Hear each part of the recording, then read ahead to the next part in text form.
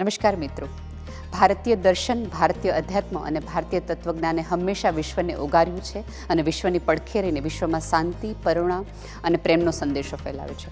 કહેતા બહુ આનંદ અને ગર્વ થાય કે ભારતનો એક એવો સંત આચાર્ય રત્ન સુરીજી મહારાજ કે જેમણે 180 ઉપવાસ એ માટે કર્યા કે આ દેશની, આ વિશ્વમાં શાંતિ પથરાય, આ ક્યાંક આપણી પરંપરાઓ જે છે એ સચવાઈ જાય, એટલે આપણો દેશ પણ બચી જાય, પરિવાર પણ બચી જાય, સંસ્કૃતિ પણ બચી જાય અને સભ્યતા પણ બચી જાય. આવી સાધુતાને વંદન કરીએ છીએ કે જે નિસ્બત સાથે જોડાયેલી છે.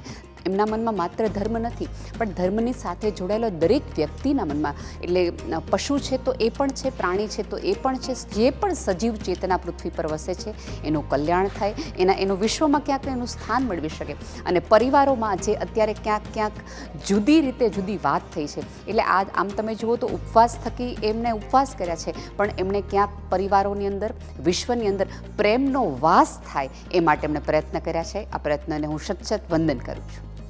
इस सांस्कृतिक यज्ञ में आपकी भागीदारी केवल संदेश ही नहीं, सम्मान भी लाएगी. विजेताओं को 9 नवंबर 2025 पूज्य श्री के 8वें 180 उपवास के पारणा महोत्सव में स्वयं गुरु भगवंत के आशीर्वाद के साथ सम्मानित किया जाएगा.